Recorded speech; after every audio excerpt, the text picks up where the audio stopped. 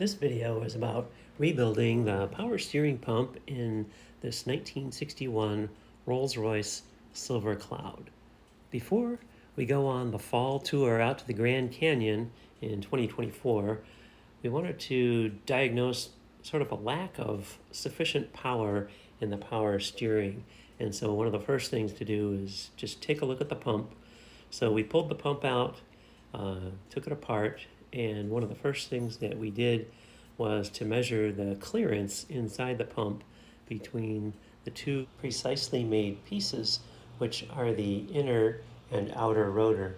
And that clearance needs to be less than 8 thousandths.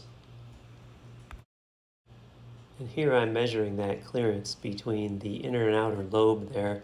Just turns out that there's an A scribed on both the inner and the outer, and that's where I chose to measure.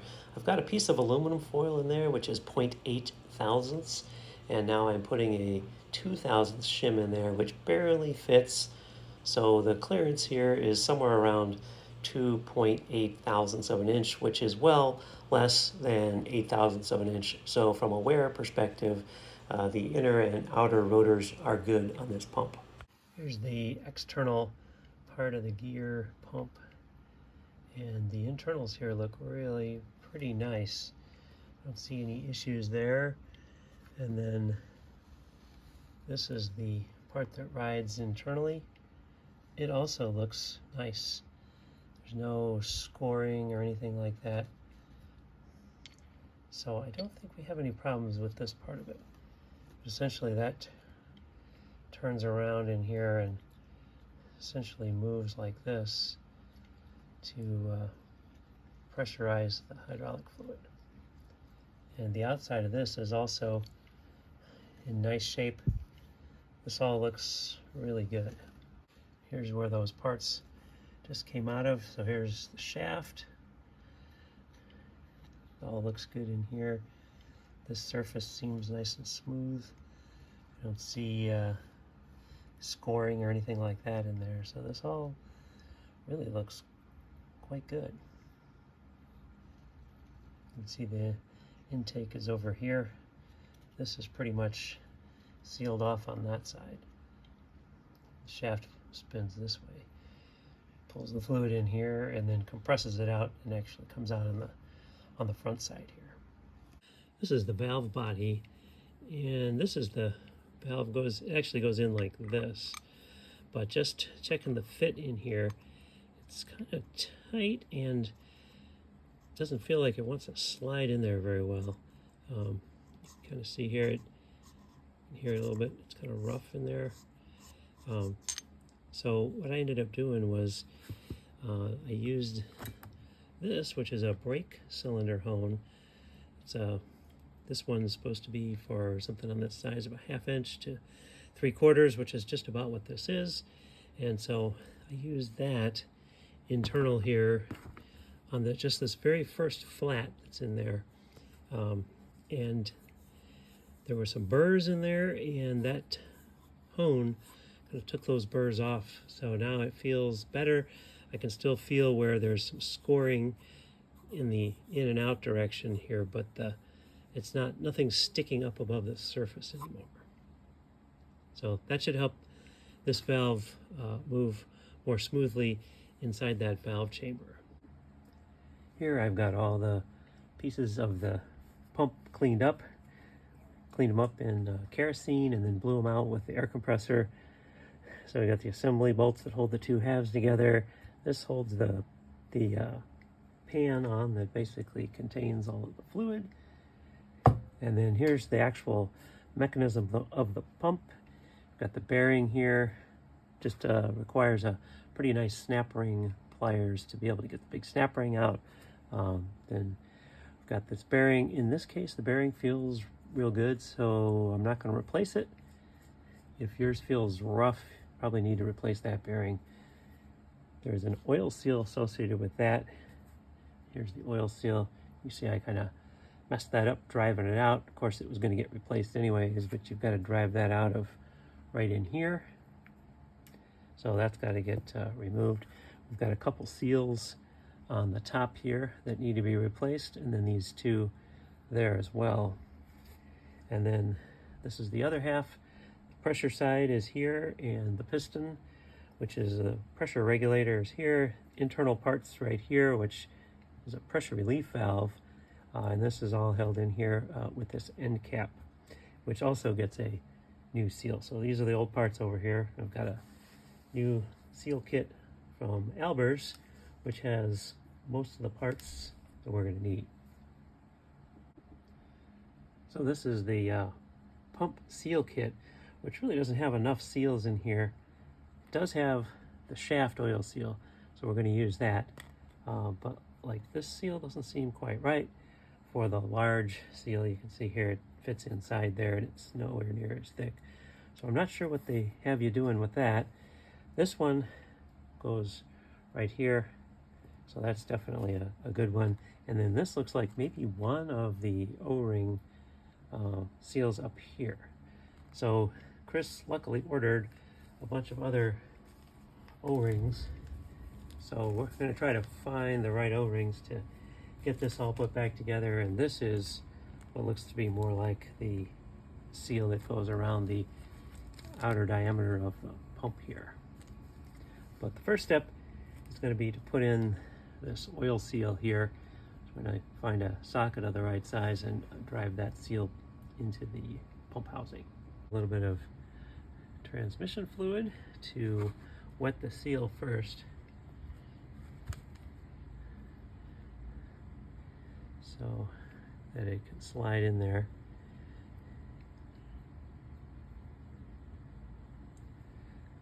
And I've got a socket of just the right size that I should be able to push that in with that socket there. So I'm just going to use a small brass hammer to drive that in.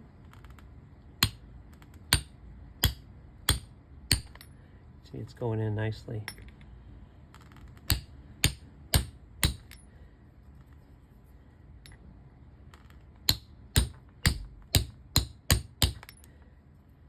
And there we go.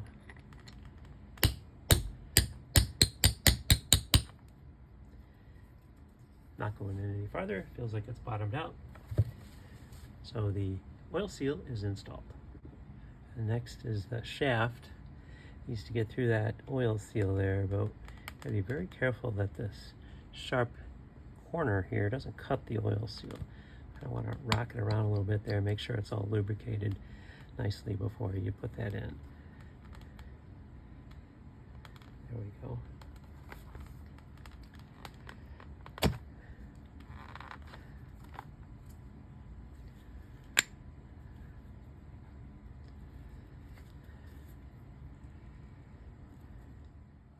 Okay, so the bearing needs a little bit more persuasion. So I've got the socket here, which is just on the outer race of the bearing, and I'm going to just tap ever so slightly on that. And you can see that's pushing it in. Kind of slowly, you can see a little bit of bubbling there.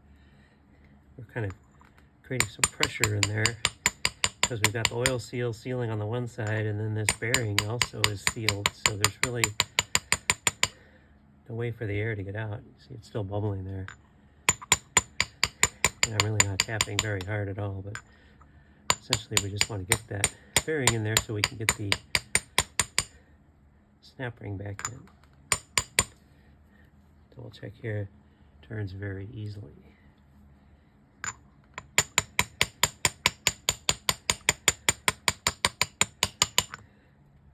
Making progress.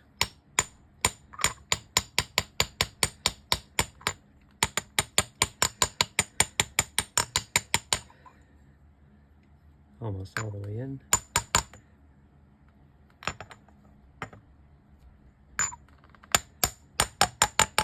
And that's about as far down as I can get with this socket that I've got here.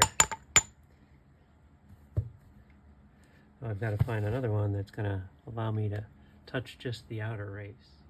Well, it just so happens that the one I had to buy to remove this part here, which holds the reservoir on, so 1 1/8 inch socket. Just so happens that that is just the right size to touch that outer race, so I can keep tapping this bearing on in using this socket.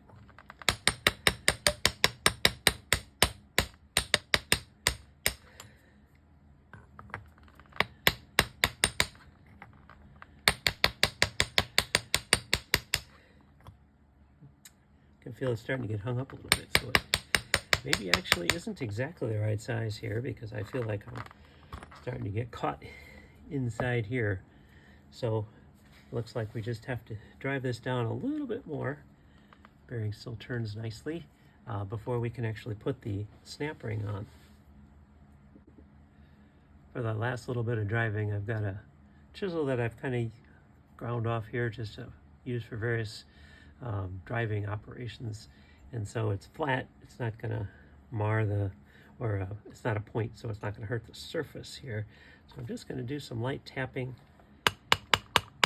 with this to drive the bearing home all the way to allow us to get that snap ring in there. So I'm just kind of working back and forth here.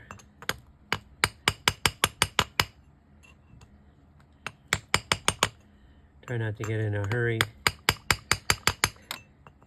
You want to make sure you're driving on the outer race there, so we're not damaging the bearing in any way.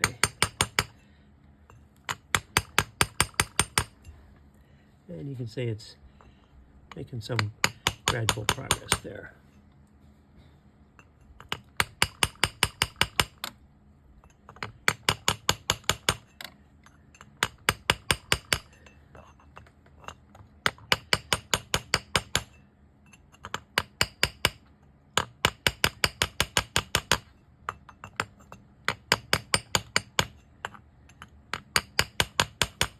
And I'm starting to see the O-ring groove in there. You can see the groove in there, and we're just about down, I would say almost to the bottom to allow that snap ring to get in there.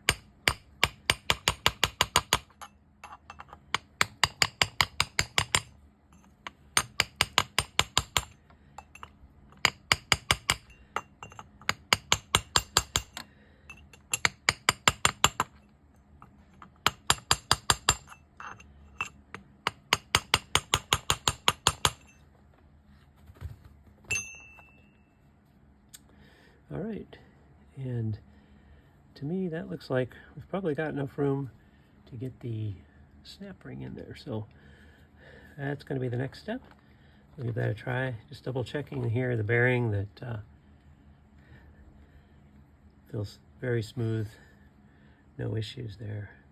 I finally broke down and ordered a nice pair of snap ring pliers, because you're going to need to have some pretty good ones to be able to get this fairly beefy snap ring. You've got to get those two pretty darn close together, and the junky ones that I had before really weren't able to get these together. You got to put some pretty good force on them. The ones I had before were pretty junky, and they actually just ended up bending. So look how nice that is. Popped right in there.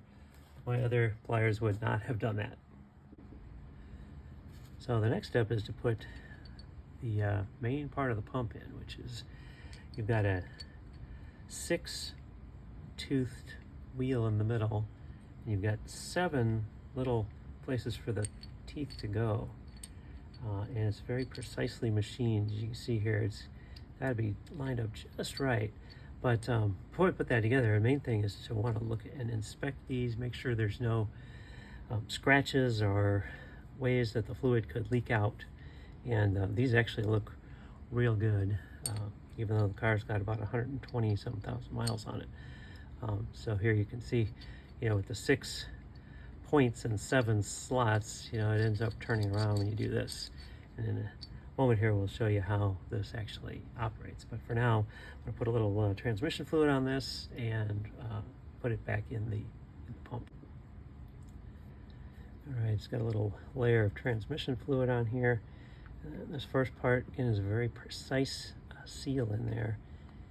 And got to get it lined up just right, and it will drop in there. And it's got a real nice feel to it there. Just enough to be able to rotate in there. It's interesting how this pump works. I'm just going to turn this. You can watch the suction side is over here, and the pressure side is over here. So if you watch the space in here, you see it grows as you go around here. I'm going to turn the shaft here. You can see how it's growing, and then it's compressing on the other side. So it pulls the fluid in, and then it compresses it and pushes it out. So it's basically like a piston, but it's just a different geometry here that gives you that positive displacement. This is the other side of the pump here, and these ports correspond with the suction and pressure. This is the pressure side here, and this is the suction side here. So this ends up going on like that. As this rotates,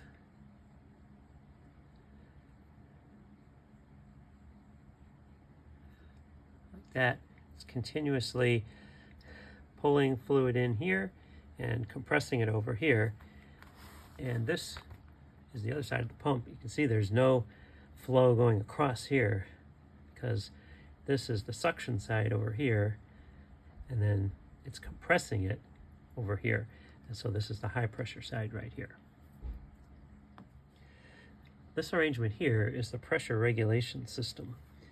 So this piston is fitted inside here, down in this chamber here, and it moves in this direction here. I've got a figure I'll show you shortly that explains how this works. But essentially this is the pressure regulation, and so it won't let the pressure get too high. But then this internal piston, which is, it goes inside here with this spring. If you end up deadheading the pump, rather than letting the pressure get too high, this will kind of open this little plunger, and it'll allow the high pressure it'll allow the high pressure fluid to go from this port straight out to the low pressure side here, and just kind of dump the fluid that this constant volume machine is continuously pumping fluid. So it's got to go somewhere, and essentially it just recycles it back into the pump once you get to a pressure that's high enough.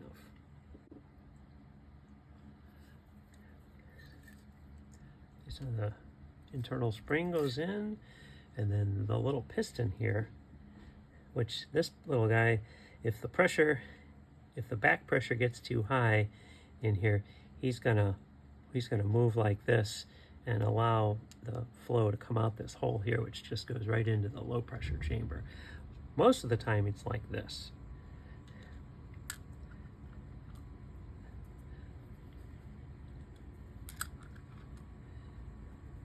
Yeah, and you can see here pushing against that spring, and you can see inside the chamber there that spring moving back and forth. So the pressure has to be pretty high where I'm pushing my thumb here to be able to pop that valve all the way in there to allow pressure to get out here. So most of the time this is closed, and that piston is sealing this off.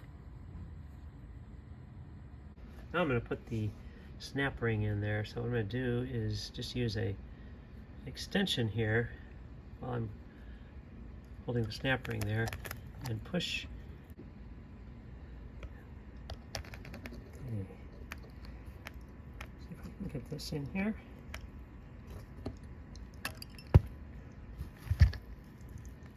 Okay. Got the snap ring installed, retaining that piston and its spring in there. And there you can see the normal position is where that is essentially blocked off. This is the high pressure port right there. Now it's time to put the piston into the housing here. So I poured a little bit of transmission fluid in here just to try to get this lubricated inside. I'm just kind of running my finger around in there to make sure that we've got adequate lubrication as I put this guy in here. You can see it's kind of a It's kind of a tight fit, which is good.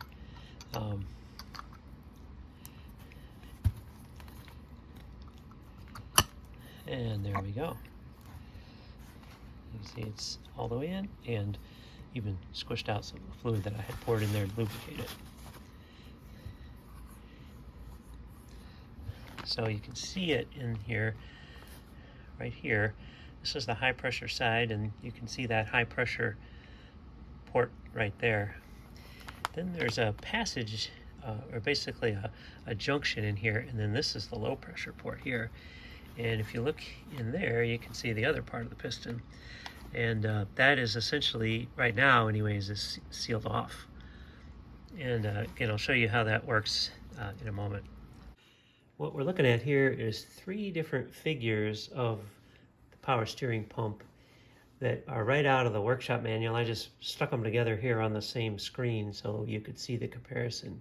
But up here on the left, we see the case with no load, and I'm just zoomed in here on this is that valve arrangement so we can see how that works. This is with no load, and that piston is all the way back here at the far end, and so the flow comes out of here and it comes up through here and it just blows through here and comes straight out here, and there's really not much pressure causing any of these things to move. So that's the no load case. And then when we have a little bit of load here, the high pressure comes up through here and goes behind this piston here, and you can see it's actually compressed, so this piston has moved over a little bit here, and the high pressure side, the fluid goes into these holes and it's going to go out through here and down. And what you see here is that this tapered section is opening up a little bit, and so some of this flow is going back in to the intake side here. So we're bypassing some of the fluid around the pump, and the rest of it's going down here. This is under a light load. That means there's not a lot of pressure, and you still have a fair amount of flow rate through here. In the bottom diagram here, we have a heavy load, and so that means this pressure here is pretty high. We may not be letting much flow through because we're hard on the steering lock, so all this pressure is going to one side of the ram. And so what's happening here is, if you see this spring here is all compressed. Notice up here it's really not compressed, and so this little piston valve actually comes back. It's a hollow piston here.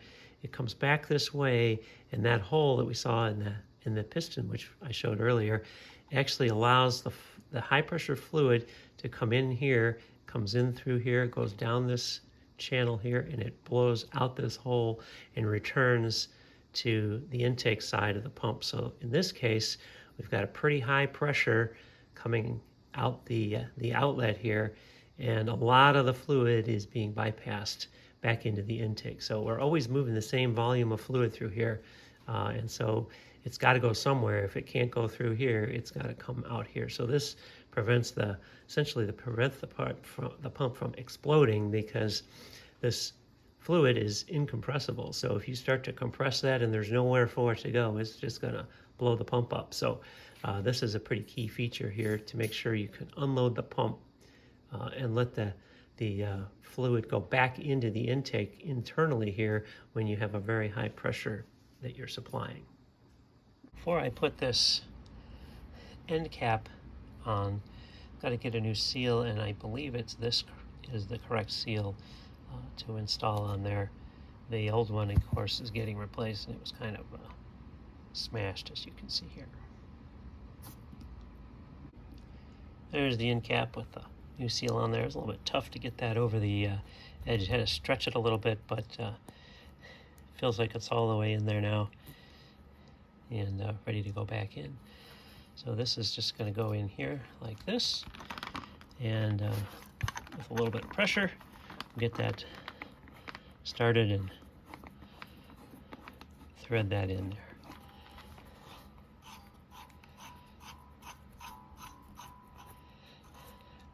There we go, and that'll get tightened up a little bit later. The next step is to put the 2 halves of the pump back together. So that means we're going to have to put a new O-ring here and this seal around here. And from the best I can tell, this was the original. That appears to be this 648R. So we're going to go ahead and use that. So I'm not sure why they gave you this big skinny one in that rebuild kit. But this does appear to be the right seal to go here. So we'll put that there. And then this, just going to double check this here. That looks like that's the right one. So that should fit there.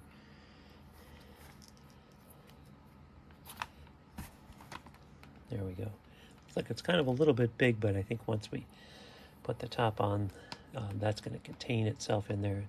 Smash out flat, just like the one, the original one here. You can just kind of see how it is kind of smashed flat there. So I'm going to put a little bit of transmission fluid on these O-rings just to kind of help make sure they're going to seal.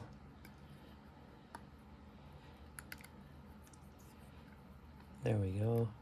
And on this one as well. And there we go.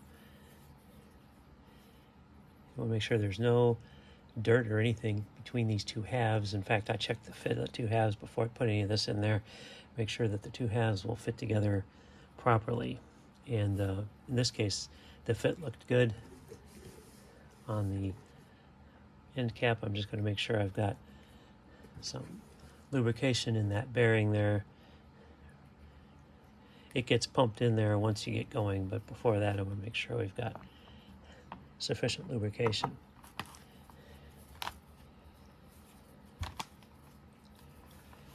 And this is a tight fit. Just want to make sure that we're not pinching anything in there.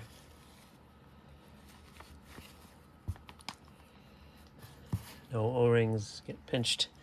I'm just going to take a look at the gap in there. Things look like they're in place. Kind of looking right in there. Just make sure that O-ring didn't flip out of where it was supposed to be. And there, the top dropped back down. And essentially, the only thing holding this from going all the way together would be the compression of those O-rings. So at this point, and we'll just double check the shaft is turning nice and easy. That feels good. So at this point, it's just time to put the attach bolts here to attach the two sides.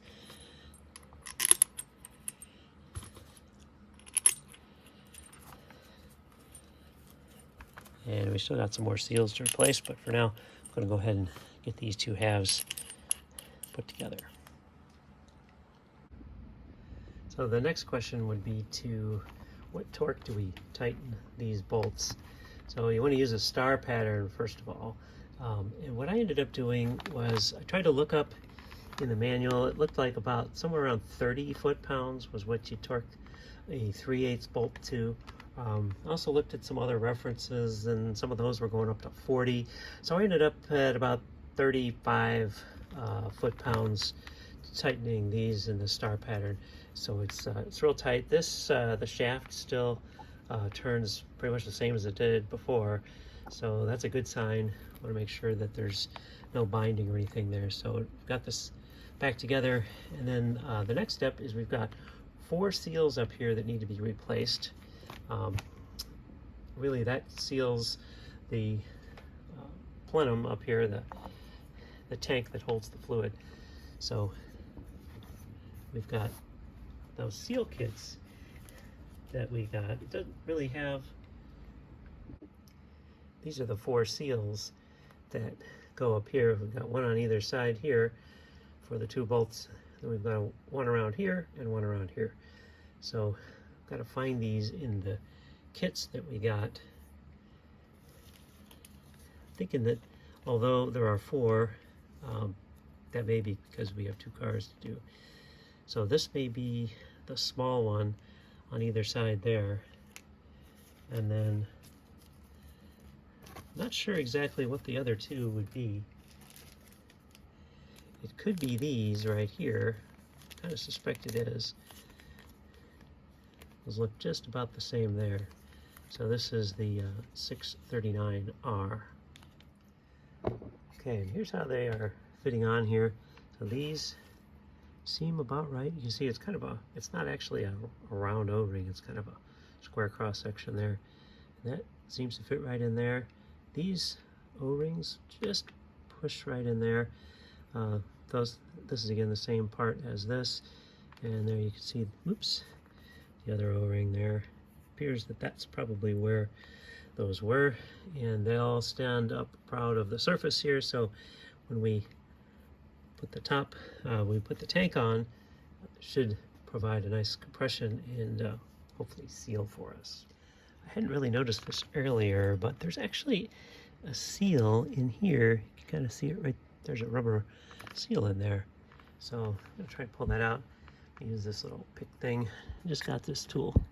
See if we can use this to get that O-ring out of there.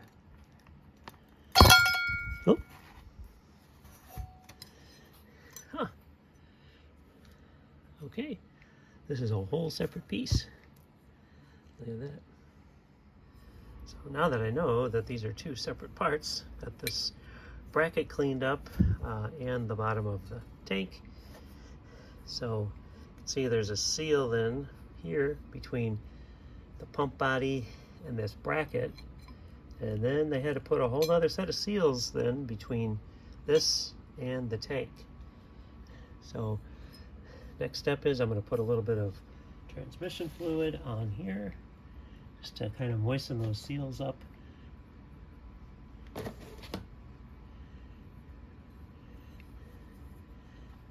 Just want to make sure they make a good seal here. All right, maybe a little bit on the bottom of the bracket here as well.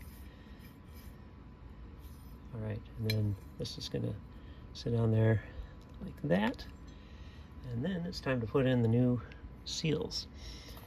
So again, it's these sort of a square cross-section seal. It's going to go in the large holes. There we go. Getting these lubed up a little bit transmission fluid as well. And then the smaller ones are almost put the old ones back in, but there's quite a bit of difference in the flexibility. You can just kind of feel them as you're squeezing them. The old ones are pretty stiff. The new ones are real soft and flexible. So yeah, just make sure you put the new ones in there because they have the same cross section, the new and the old ones. It's not like an O-ring where you can tell it's been smashed. So there we go with those. And then the O-rings, which are this part here, we're going to do the sealing where the bolts go through there.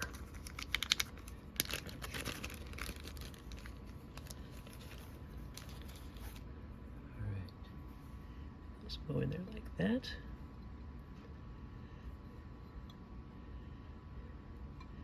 And now we're ready to put the top, the reservoir on, and that's going to go right on like that. Okay, there's the top view. Like that. And at this point, we're ready to put the bracket in. So here's the bracket. Goes in there like that. And then got the two retaining bolts.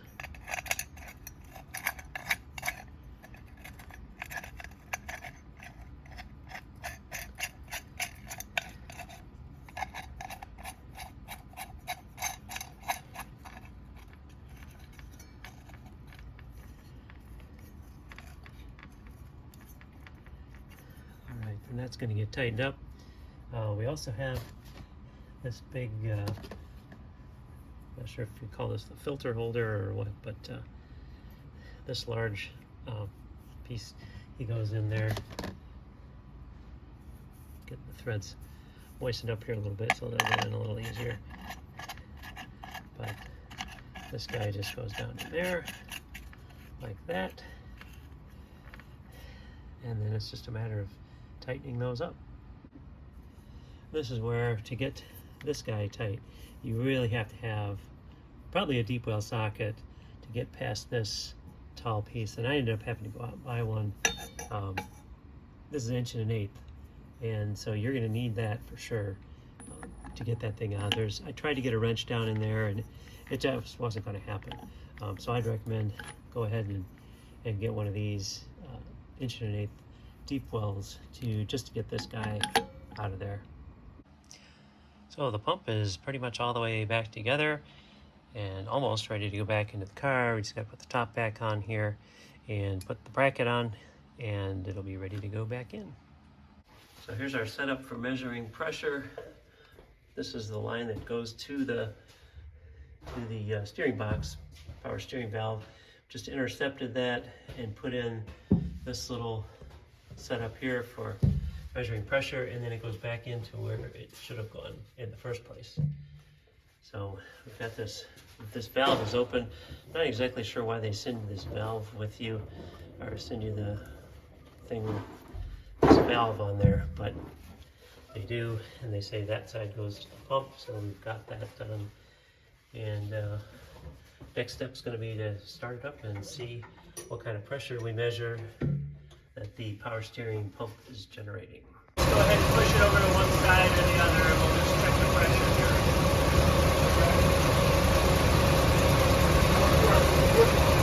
A little bit harder. A little harder. Okay, let me go back to the other side.